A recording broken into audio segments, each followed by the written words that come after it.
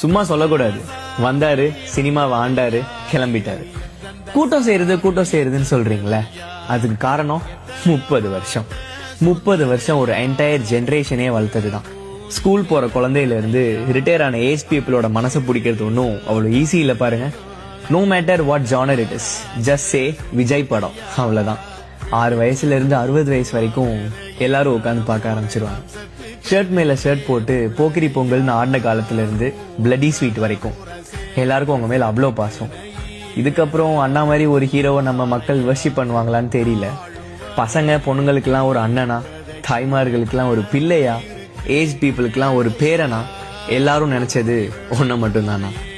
மனுஷன் சிங்கம் மாதிரி அப்படியே அந்த ஸ்கிரீன்ல வந்து நிக்கிற போல அந்த கண்ணு, அந்த நட, அந்த ஆரா, அவரோட டான்ஸ், ஃபைட்டுன்னு வர்றப்போ அந்த கூஸ் பம்ப்ஸ் இருக்கே, இனி நீ போயிட்டா என்னால அப்படி ஃபீல் பண்ண முடியுமான்னு தெரியலண்ணா. அந்த ஆளு சினிமாக்கு என்னதான் பண்ணல. ஒரு மனுஷன் இவ்வளோ எஃபர்ட்லெஸ்ஸா சாமியா டான்ஸ் ஆட முடியும்னு காட்டினதே நீ தானண்ணா. இப்போ வேணா எல்லாரும் வேற வேற ஹீரோஸோட ஃபேன் ஆகிருக்கலாம். ஆனா சின்ன வயசுல எல்லாருமே அண்ணாவை ரசிக்காம இருந்திருக்கவே மாட்டாங்க. அவர் ஸ்கிரீன்ல வந்தாலே லாபம் தானே. அது பாக்ஸ் ஆஃபீஸா இருந்தாலும் சரி, ப்ரொடியூசரா இருந்தாலும் சரி, தியேட்டர் ஓனர்ஸா இருந்தாலும் சரி, நம்மள மாதிரி ஃபேன்ஸா இருந்தாலும் சரி.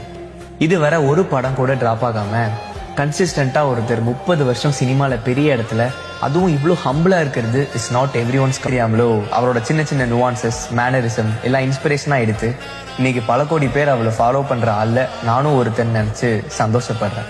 I'll defend him in cinema for my entire life. உனக்குன்னு ஒரு அரண்மனை, உனக்குன்னு ஒரு ராஜ்யம், நீ ஸ்கிரீன்ல வந்தாலே வெடின்னு இருக்கிற காலத்தை விட்டுட்டு போறியேனா.